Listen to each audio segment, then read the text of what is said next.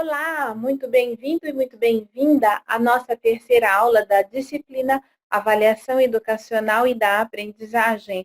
E nessa aula 3, o tema Avaliar para Aprender, entre diferentes conceitos e instrumentos. E o nosso objetivo é estabelecer os tipos de regulação dadas à avaliação, evidenciando a formativa no processo ensino-aprendizagem. A LDB 9394, de 1996, no seu 14º artigo, indica que a avaliação ela deve ser contínua, cumulativa e com prevalecência nos aspectos qualitativos da aprendizagem. E a LDB de 1996 também define como uma das funções da escola contribuir para que os alunos se apropriem do código escrito, domínio da linguagem e amplie a sua participação no mundo de forma que sejam éticos e cidadãos críticos capazes de transformar para melhor a realidade onde vivem.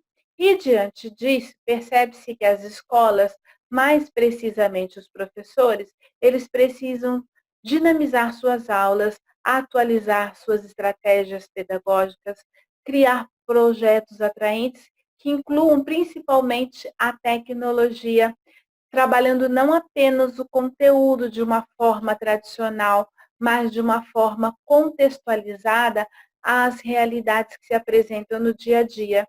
E pretende-se, com isso, sanar as deficiências de aprendizagem, as dificuldades de compreensão e o desinteresse dos alunos que se tornou comum no século XXI. Outra observação importante sobre os critérios de avaliação é que muitos deles apresentam um descompasso entre uma imagem idealizada da avaliação e a realidade cotidiana das escolas. Por isso, temos hoje um ensino no país marcado na forma de avaliação como certo e errado, priorizando apenas o julgamento e não o diagnóstico e o conhecimento do aluno. E essa avaliação ela está estruturada pelo sistema de promoção e seriação.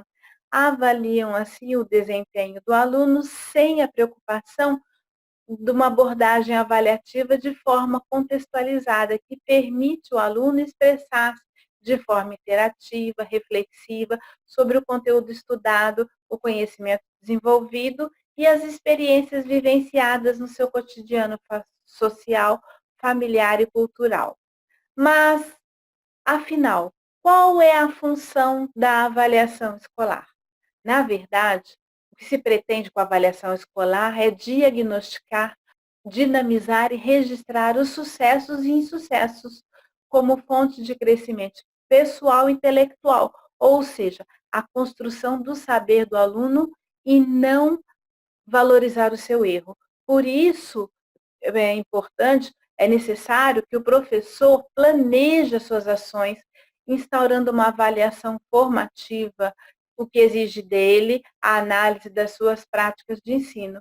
Portanto, quando o professor planejar as suas ações de intervenções, a fim de que elas repercutam na melhora e conhecimento do aluno, o ato de avaliar vai ultrapassar a mera atribuição de notas, sendo reconhecido como um momento de parada e análise da caminhada do aluno no decorrer do processo ensino-aprendizagem.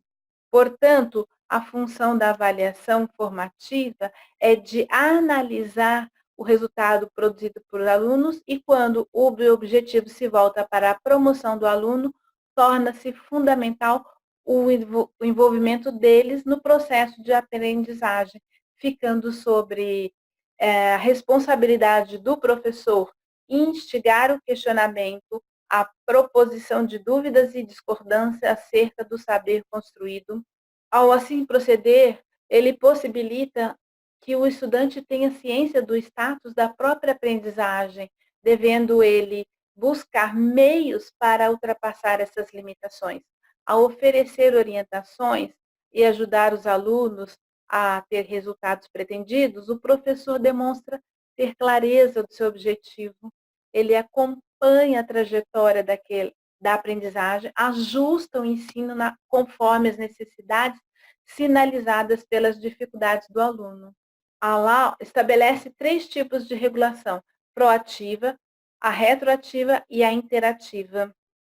A regulação proativa acontece para investigar as dificuldades e os êxitos dos alunos, no intuito de propor ações mais propícias ao progresso. Assim, permite identificar aprendizagens anteriores que servirão de base para os novos conhecimentos. A regulação retroativa consiste numa remediação. Não é realizada durante a aprendizagem, mas após a aplicação dos instrumentos avaliativos, que são as retomadas de conteúdos. Mas cuidado, cuidado com essa retomada de conteúdo, porque essa retomada, ela pode se fazer do mesmo jeito da primeira vez, o que não é produtivo, ou ela pode se fazer novamente de uma maneira bem diferente. E essa sim será a mais viável, uma vez que o aluno não conseguiu compreender aquela explicação num primeiro momento, naquele primeiro formato. Na regulação interativa, o resgate dos equívocos acontece imediatamente. Portanto, quando se identifica dificuldade, o professor deve utilizar-se de uma prática pedagógica diferenciada, repensar a construção do conhecimento. O interessante, então, é devolver o problema em forma de pergunta, porque eles devem pesquisar a informação novamente e, assim, há uma possibilidade de se elaborar um conhecimento junto com o aluno. Com a atenção voltada para a compreensão do conteúdo, o professor usa de intervenções regulatórias em tempo real. A partir disso, existe um movimento de contínuo de construir e desconstruir a sua atuação pedagógica, possibilitando o desenvolvimento do aluno. E podemos observar também que, ao propor outras formas de analisar o conteúdo, o professor utiliza-se de uma nova ação para proporcionar a melhoria do tema tratado. E tudo isso junto, todas as ações juntas, elas facilitam a resolução do problema do aluno, e se o problema se desenvolve ao longo do bimestre, esse professor poderá, então, dar um acompanhamento a todos os alunos de como eles estão construindo esses conteúdos e se organizando para um trabalho final durante esse período. E ao realizar esse trabalho final, o estudante seguramente ele tem a possibilidade de identificar e materializar os conhecimentos já dominados, assim como se conscientizar daqueles que ainda não foram compreendidos. Além dos professores conhecerem as necessidades de estabelecer critérios avaliativos, é importante também que eles informem os alunos os objetivos de cada etapa, como já foi falado desde a nossa primeira aula, possibilitando a esses canalizar os seus esforços para o que realmente é importante. Quando há clareza nos objetivos, o ensino e a aprendizagem ocorrem de maneira muito fácil. O professor está sempre sujeito a avanços e retrocessos, com o compromisso de que os alunos compreendem o conteúdo ministrado, demonstrando disponibilidade para efetivarem mudanças, porque ensinar é muito que transmitir informações, é predominantemente construir um espaço e um tempo para que a aprendizagem seja um processo contínuo de superação e de erros. Finalizamos aqui a nossa aula. Espero que você tenha gostado e não se esqueça de fazer as leituras recomendadas, assistir aos vídeos. Muito obrigada e até a próxima aula.